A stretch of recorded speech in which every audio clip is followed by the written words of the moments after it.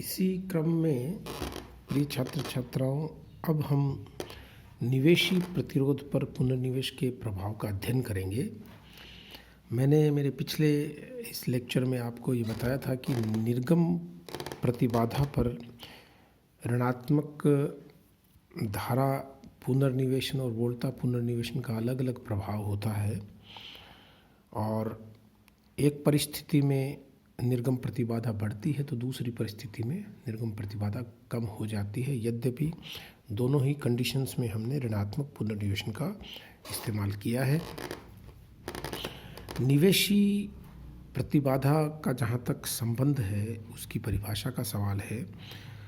ये बहुत आसान है कि निर्गम किसी भी प्रवर्धक में निवेशी वोल्टा संकेत और उसके कारण उत्पन्न होने वाली धारा के अनुपात को ही हम निवेश प्रतिबाधा कहते हैं। तो इस चित्र में ये जो चित्र है, अगर इसमें मैं कहता हूँ कि पुनर्निवेश नहीं हो, मान लीजिए बीटा नेटवर्क मौजूद नहीं हो, उस वक्त यहाँ जो VI संकेत इनपुट संकेत लगाया जाएगा वो इस VI डैश के बराबर होगा, क्योंकि VF 0 होगा उस वक्त। तो VI अपॉन जो भी इनपुट करंट होगी उसको आप I लिख दीजिए, चाहे I डैश लिख दीजिए, वो यहाँ मान लेता हूँ मैं करंट I डैश। तो इन दोनों का अनुपात ही निवेशी प्रतिबाधा होगी। अब अगर मैं ये जो मैंने परिपथ बना रखा है, ये श्रेणी निवेश ऋणात्मक पुनर्निवेशन का परिपथ है। श्रेणी निवेश यानी आप देखिए, जो भी ऊर्जा निर्गम से निवेशी संकेत के रूप में फीडबैक सिग्नल के रूप में दी जा रही है, उसको हम इनपुट टर्मिनल्स के सीरीज में जोड़ते हैं। ये देखिए, इस तरह से जोड़ना, ये सीरीज कॉम्बिनेशन कहलाता है। तो अगर मैं श्रेणी निवेश तभी इसको हम श्रेणी निवेश ऋणात्मक पुनर्निवेशन कहते हैं। इसके पश्चात क्या होगा? इसके पश्चात जैसे ये फीडबैक सिग्नल VF इसमें मिक्स होगा तो नया निवेशी संकेत VI डैश कहलाएगा। और ऐसी स्थिति में किरचॉफ का साधारण सा नियम हम लगा सकते हैं कि VI डैश बराबर V input plus feedback signal VI plus VF, और VF का मान ऋणात्मक पुनर्निवेशन के लिए हो जाएगा minus beta times VO dash, जैसा कि हम जानते हैं। और ऐसी परिस्थिति में ये बन जाएगा VI minus beta VO dash. तो अब VI का मान हो जाएगा, इस टर्म को आप लेफ्ट हैंड साइड में ले जाओ तो VI dash plus beta VO dash हो जाएगा।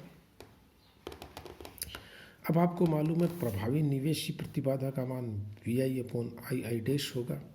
तो ये हो जाएगा, VI का मान मैंने यहाँ से उठा के रख दिया है ऊपर से, तो VI dash plus beta VO dash आ जाएगा अपॉन I डैश।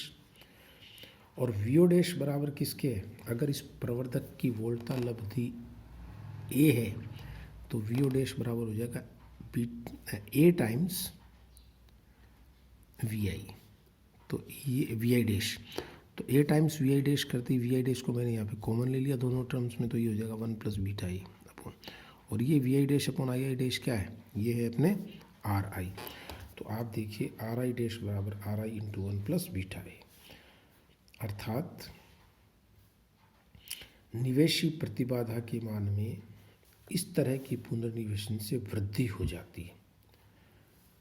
और आपने पिछले टॉपिक में देखा कि निर्गम प्रतिरोध घट रहा था और ये निवेशी प्रतिरोध बढ़ रहा है। इसी प्रकार अगर मैं पार्श्वपथ निवेश के साथ ऋणात्मक पुनर्निवेश करें, पार्श्वपथ का मतलब ये है कि जो वोल्टा सिग्नल प्राप्त होता है उसको हम इनपुट टर्मिनल्स के पैरेलल में लगाते हैं। पार्श्व का मतलब हो गया पैरेलल। तो ऐसी स्थिति में डायग्राम में थोड़ा परिवर्तन आएगा। RI ये यहाँ पे पैरेलल में लग जाएंगे दोनों, एक तो ये टर्मिनल हो गया और एक यहाँ पे। और पुनर्निवेश रहित प्रवर्धक में I डैश, ये रहा I डैश बराबर I बराबर VI डैश अपॉन RI हो जाएगा। और अगर पुनर्निवेश हो जाता है, पुनर्निवेश करने के बाद में यही परिपथ में आई बराबर I dash plus I F हो जाएगा। और इस तरह से आप वी एफ की वैल्यू बीटा टाइम्स निर्गम वोल्टता, जो कि ए टाइम्स निवेशी वोल्टता हो जाएगी। तो आई एफ का मान मैं लिख दूंगा V F upon R I से। वी एफ की वैल्यू मैंने लिख दी beta A V O dash upon R I. और इस समीकरण 2 में ये मान रख दो। तो आई को तो मैंने लिख दिया V I dash upon R I dash बराबर आई डैश को लिख दिया V I dash upon R I plus I F का मान मैं लिख दूंगा beta A V O dash upon R I. इसमें आप देख सकते हो वी ओ डैश को मैंने लिख दिया, जो है ये कॉमन लेने के बाद में ये आ जाएगा 1 अपॉन आर आई डैश बराबर 1 अपॉन आर आई और 1 प्लस ए बीटा, ये वैल्यू आप। तो आर आई डैश बराबर आर आई अपॉन, तो आप देख सकते हो कि यहाँ पर जो आर आई डैश का मान है वो आर आई से कम आ रहा है। अर्थात इस प्रकार के पुनर्निवेशन से, जो पार्श्व पथ निवेशी ऋणात्मक पुनर्निवेशन से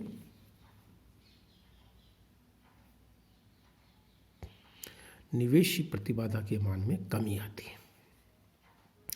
यह आप विशेष तौर से सीख लीजिए। जहाँ श्रेणी निवेश ऋणात्मक पुनर्निवेशन के पश्चात वृद्धि होती है, वहाँ पार्श्व पथ से ही कमी आती है। तो आप अगर थोड़ा ध्यान से देखें तो ये भी आपके समझ में आ जाएगा कि जिस प्रकार निर्गम प्रतिरोध में एक कंडीशन में कमी आई, दूसरे में वृद्धि आई, वही बात इसमें होगी। अब मैं आपको इससे संबंधित 1-2 न्यूमेरिकल एग्जाम में किस तरह के आते हैं वो आपको देता हूँ और समझाता हूँ। मान लीजिए क्वेश्चन वो पूछते हैं कि साहब एक ये है एग्जाम्पल इसका कि पुनर्निवेश रहित प्रवर्धक की वोल्टता लब्धि ए बराबर -400 दे रखी है। जब परीक्षा में वोल्टता लब्धि -400 दे रखी हो, इसका मतलब है कि ऋणात्मक पुनर्निवेशन होगा। और उसने लिख रखा है कि निर्गम प्रतिरोध आर ओ बराबर 8100 ओम है। ये 2 जानकारियाँ दे रखी है। पुनर्निवेश रहित प्रवर्धक की वोल्टता लब्धि दे रखी है और उसका निर्गम प्रतिरोध दे रखा है, प्रतिबाधा दे रखा है। यदि बीटा बराबर 0.001, इसके क्या मतलब हुए, बीटा बराबर 0.001 निष्पत्ति वाले पुनर्निवेश वोल्ट परिपथ से अगर अपन वोल्टता का पुनर्निवेश करें तो ये पूछ सकता है कि भाई आप पुनर्निवेशन के पश्चात आर ओ डैश है उसकी गणना करो।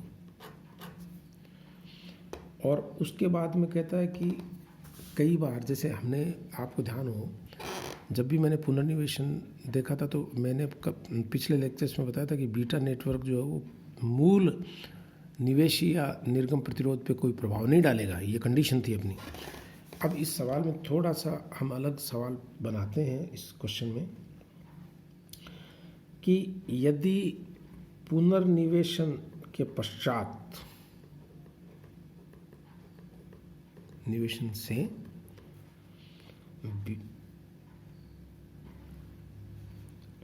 पुनर्निवेशन में कोई प्रतिरोध लगाने से बीटा की वैल्यू 0.20 हो जाए, काफ़ी ज़्यादा, इसके मुकाबले ज़्यादा हो जाए, तो इससे निर्गम प्रतिरोध में कितना परिवर्तन आएगा। तो ये कोई मुश्किल सवाल नहीं है। क्यों? आपको बीटा की वैल्यू एक बार 0.001 लेकर के आर ओ डैश निकाल लो, दूसरी बार बीटा को 0.2 लेकर के आर ओ डैश की वैल्यू निकाल लो और आपका काम हो जाएगा। उनका अंतर ही तो पूछा है इसने। तो अपन फॉर्मूला कौन सा लगाएंगे? हम ये फॉर्मूला लगाएंगे आर ओ डैश बराबर आर ओ अपॉन 1